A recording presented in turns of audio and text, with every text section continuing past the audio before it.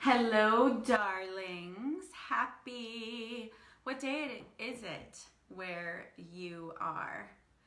We're going to dive into some juicy stuff, but I want to give you a few moments to pop in and join the conversation.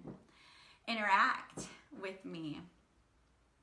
What day is it where you are whenever you pop in? If you come in live or on the replay, I want you to tell me where you're coming live in and what day it is. And also, I'm just going to share this into one more place so that we get this interaction happening. So let me get this on my main page. And if you're watching the replay, I'll put in the notes like where to click so that you get right in. But I want to know where you're coming from. We're going to talk about some big topics, sexual energy, and when we disconnect from it, and like, what is it, first of all? Because most people don't or have a small idea of what this is, but not really. That's not what I meant to share. I just shared something else. Hold on, people. I'm going to get faster at this. So let's see. We're going to share. I keep saying I'm going to get faster. I just need other hands, two of me, at one time. Oh, that'd be fun. Okay. So I want to talk about sexual energy and what that actually is, because most people have a misunderstanding. Even those in the self-development world, if you've read Think and Grow Rich, say in the comments, yes, I've read Think and Grow Rich. That's a book that was written in the 30s, and it was written by Napoleon Hill. Andrew Carnegie hired Napoleon Hill to interview Mahatma Gandhi, Theodore Roosevelt, all these great men over a 20-year period, and to write down what the core principles of success were. And lots of great, Jim Rohn, Zig Ziglar, Brian Tracy, Tony Robbins, Oprah, lots of amazing thought leaders today have read that book. What is really interesting is in the 30s, he talked about something called the law of sex transmutation.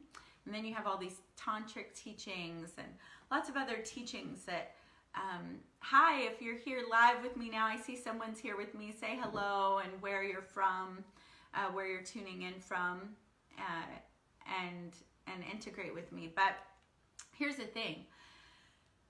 Most people have a misunderstanding of what sexual energy is.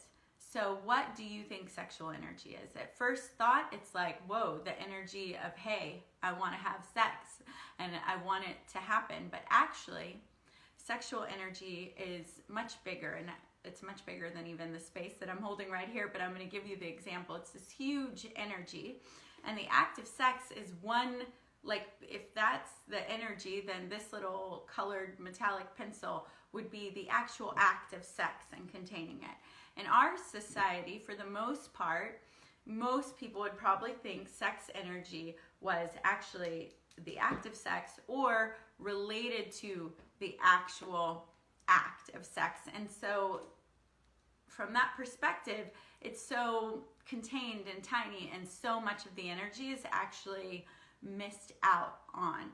Sexual energy is the energy to create. It comes from our second chakra, if you follow chakras, and that is where we create projects, where we create relationships. It's where our creative ideas come from. It's where health and vitality come from.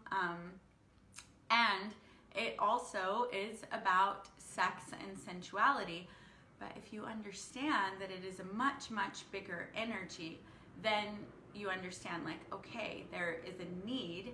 If I'm not just using this energy for the act of sex, which it's a beautiful place to use it, then you can understand, like, okay, it's a big, powerful energy. And a lot of people, hello, say where you're tuning in from. Hi, Tony.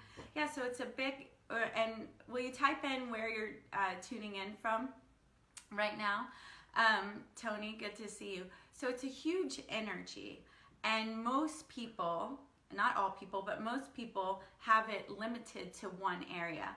And many, many, many people have been trained to be afraid of that energy. And, you know, it's, in all fairness, part of it is like, okay, boundaries of other people, and not wanting to just be overly sexual. And if you think that that energy is only for pursuing sex or acting upon sex, which it definitely, Atlanta, yay, it definitely, again, this energy is for that, but it's not all it's for, right? So when you understand that if you shut down or disconnect from your sexual energy out of fear, out of shame, out of trying to control, out of the fear part would be being afraid that you're going to misdirect it or take actions that are not aligned with who you are, who you say you want to be, then what happens is in that you also shut down and cap off your levels of vitality, your levels of inspiration, your levels of creation. And so this can impact your business is one area, shutting off your sexual energy, or amping up your sexual energy can allow your creative energy and the amount of vitality that you have and how you show up in your business or work to be impacted. And I know it can, the learning is how do I redirect? Because I know some people think, but yeah, I don't want to be at work and be oozing this sexual energy. And again, that's a misunderstanding of what channeling that energy out and bringing it up in your body and allowing it to be this engine for you is. If you understand and learn how to drum that energy up as a fuel source, it is the ultimate spark. It sits at the base, right above the base of our being, and is like the fire starter for getting that Shakti, powerful energy going. And it can impact your business. It can impact Napoleon Hill. Yep, it has a whole chapter about this. And I have some agreement and disagreement about that chapter. And I need to read it again because, you know, I love the Napoleon Hill Foundation and we're always evolving. So some people have this idea that you drum up the energy, then you abstain from sex and you put that energy somewhere else. But I actually think if you're in partnership or in a partnership with yourself, it doesn't mean that you have to abstain from these acts. It just means that not all of your energy is going toward that. Because actually being intimate with a partner or being in an intimate scenario with yourself and self-pleasure can amplify your creative energy and amplify and even wake up and be a great place to, like, oh, start the day, or, you know, or the middle of the day or whenever, evening, whatever, you know, to get that energy going and flowing, and then boom, you've got the engine going and now you direct it where you want. And so most people, yeah, have a misunderstanding of how do you even use that, and rightfully so. I mean, there's so much going on in the world with the Me Too campaign, and with, well, if you're in a relationship and you want to stay loyal and committed, and again, that's a misunderstanding of what and how big and how powerful this energy is, because business is one place. Here's another, yes, it is a powerful source, Tony, another place. So a lot of you know that I work with women and sometimes men, but tapping into their womb and awakening their sensual power and manifesting more love, more miracles, more money into their lives. Well, part of that tapping in and waking up is understanding, how do we transmute this energy? How do we call upon it? How do we act upon it? And you know, one of the teachings and one of the things that we have a powerful exercise that we do, woman to woman or woman to man, if you're in partnership, that literally you can send energy, wake up that sensual energy, learn how to transmute it and send it through someone else's body as a healing modality. I'm talking about, you've got back challenges, or you're having some actual physical ailments, or some things that are trying to take root emotionally in the body. And you can take that energy, bring it into your body, and you've got to learn how to do it in a way that's pure, but you can send it through another person's body and create healing. So now we're talking about business, we're talking about healing, but another area that it impacts is our health and vitality. And here's why. Because procreation and the urge to create is part of growth and life and vitality, right? When you're growing, when you're creating, you are fully alive. So vitality and health, and there are all kinds of studies. Hi Lisa, where are you tuning in from? Divine Spark, that's right. Whenever you are tuned in to that energy, there's even scientific evidence about the oxytocin that flows through your body. It sends this primal energy off in your body that says, hey, I'm young, I'm growing, I'm progressing. And so that brings levels of hormones in your body that are unmatched. I mean, a great flood of that, hi Mike, a great flood of that energy brings out charisma, vitality. Another area it impacts is your influence and magnetism.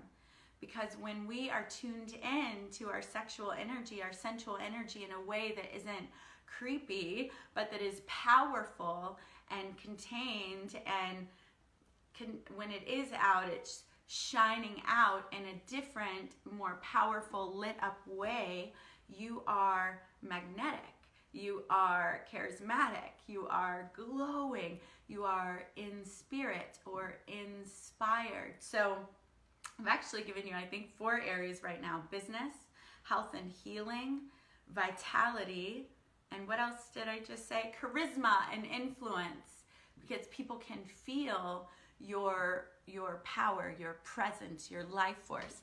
Living in our social media driven world has limited dopamine and oxytocin release. Yeah, it has, depending on, again, it's how you use it, right? So sexual energy the same way. If you take all of your sexual energy, get yourself addicted to porn, and spend months and months and months in a closet, hi Wendy, then that is going to be one use of your sexual energy, and can actually dampen your ability to date or to create or to think, because now you're in this addictive cycle, right? That's one way to use sexual energy, just like there's one way to use social media. Another way to use sexual energy is as the spark that you own fully and powerfully without shame, and you learn how to work with this energy without being afraid. For women, a major thing where are you tuning in from, Wendy? Please say. Another major thing that comes up for both men and women that I talk to is this feeling of shame. Like if this sensual energy or sexual energy is flowing through me and someone else is in my presence, there's this like sense of shame, and also safety. For women often, will I be safe? Is this going to cause someone to come into my space that I don't want? But when you learn how to own that energy in a way with your powerful boundaries and communication and space, to actually anything that you want to manifest, because it is creative power, and it is also the ability to receive, is going to be amplified by 10,000, because you're not just hugs and the human touch, as well as being in another being's life forces and nurture. Absolutely. I'm not saying stay on social media alone. Definitely we need that oxytocin, the serotonin, eye contact, eye gazing. There's so many ways that we can get these needs met and amplified. But right now, we live in a world where people are starting to wake up to the power of this energy. That's why you're seeing striptease classes, burlesque classes, kundalini, tantra, womb awakening. And it's because we are ready for this balance of divine masculine and divine feminine inside of ourselves first, and also hi Omeshi, and also out in the world. So when you learn to bring in that balance, and for many of us, we know and we've overused our masculine selves in order to protect ourselves, in order to create, in order to go get and achieve.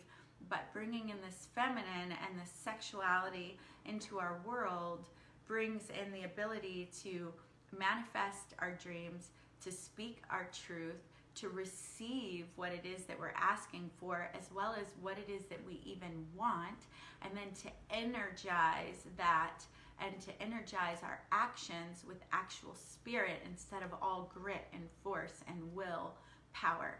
It is the difference in climbing the mountain just to feel yourself overcome these obstacles, which is great, but it's not really sustainable long term. And then the other analogy would be, imagine a red helicopter bringing you to the top of the mountain where champagne and strawberries dipped in chocolate are waiting for you. It can feel like that more often than not when you're using your whole self, whenever you're allowing that sexual energy to flow through you and to rise up in you. Then you're working with all of yourself and definitely more tapped into your spiritual knowing, because the feminine side, which includes this sensual, receiving, sexual, creative, women create with our bodies a new baby, held in with the stuff that we know about masculine energy and that we're already naturally doing as a society.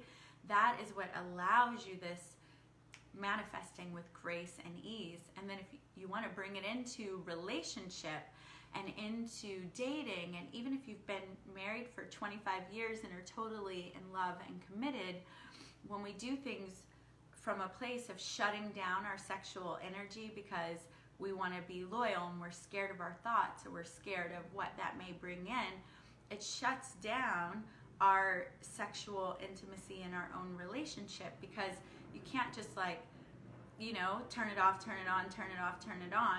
Once you know how to flow with that energy and direct it into your life and have it powerfully nourish you and bring in what you want, then when you go to your intimate relationship, it's not something that has been shut down all day because you've been driving, controlling, constricting. It's there, and it's now amplified and shared within that container the way that you agree upon, but it's fresh, it's alive. It's not like the ritualistic, okay, we do this, then we do that, then we it has real presence, and that's what we crave.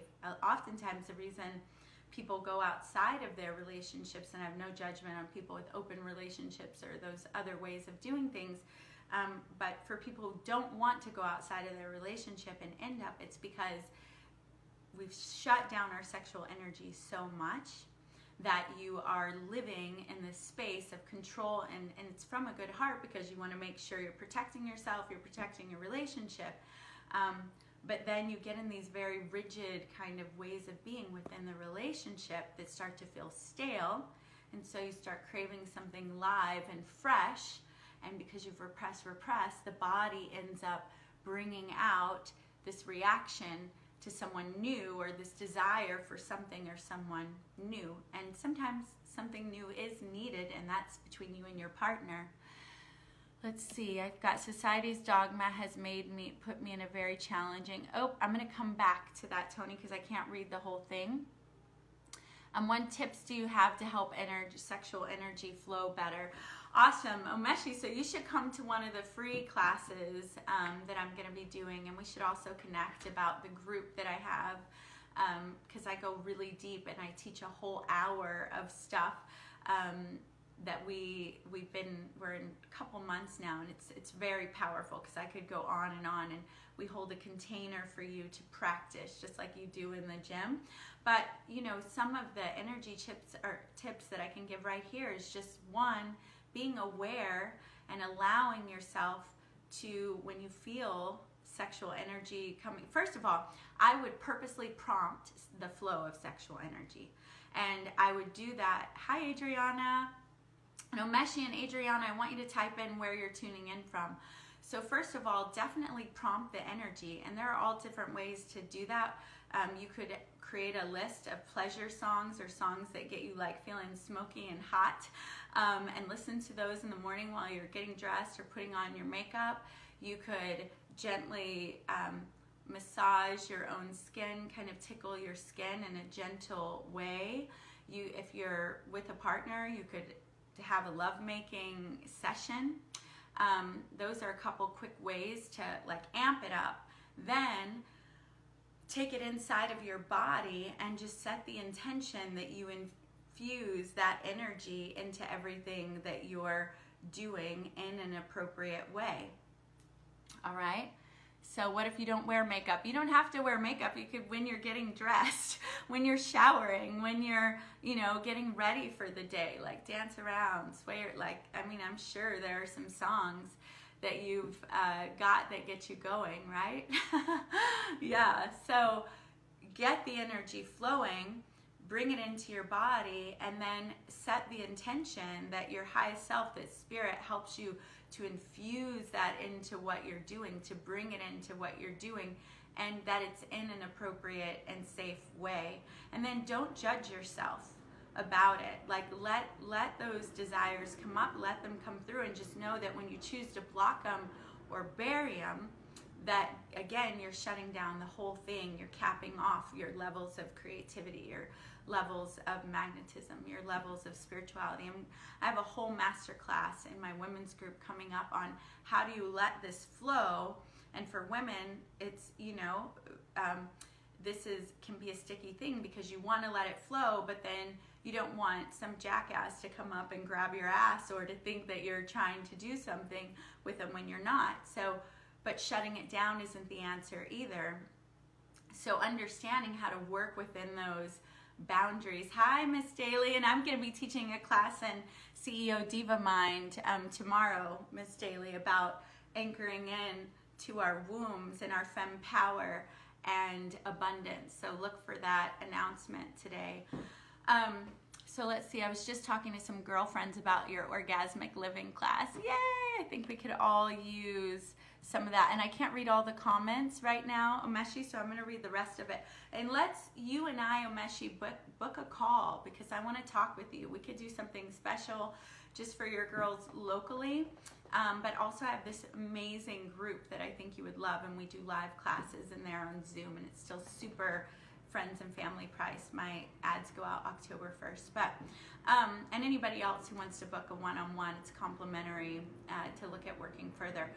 But okay, so back to this is that there are ways, and that it's so important that you practice this and allow it to flow. And it takes more than a 15-minute live to go deeper into letting this energy flow and to still feel safe in your body. And I promise you, shutting it down is not the answer. You've got to learn, if you want to really manifest with grace and ease, and you want to be able to receive the inklings that you're getting from spirit powerfully. Women, we have to shed the shame of sexual feelings, of rape traumas, of the fear of being in our bodies. You also have to shed the shaming of your body, the hate, the self-hate of our cellulite, of our hips, of our noses, of our freckles, of our scars, of stretch marks. And men too, you've got to shed that shame and that hate, because when you're talking to your body that way and hating your body that way, then you cannot receive those spiritual inklings. You can't receive the inspiration as clearly, because it's not just some mental piece that gives you inspiration. It's not like you can honor spirit and not honor your body.